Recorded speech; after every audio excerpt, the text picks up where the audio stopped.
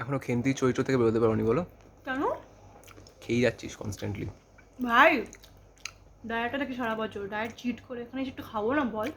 বটে।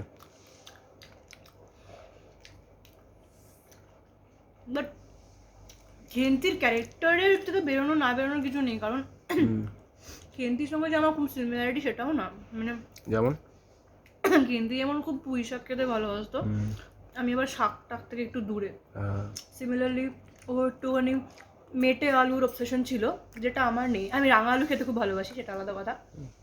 অ্যান্ড পিঠেটা খেতে প্রচণ্ড ভালোবাসতো, আমি সেটা ভাই জানে। কিন্তু আমি নারকোল ক্ষীর দুটো পিঠে প্রচণ্ড ভালোবাসি খেতে। সো ইয়া, অ্যান্ড অ্যামেজিং আ গাঙ্গুরামের কথা। Never mind. তো এই প্রসঙ্গে বলে রাখি, যারা যারা এখনো পুঁই মাছা শোনেননি, প্লিজ শুনে ফেলুন এবং জানান যে কেমন লাগলো।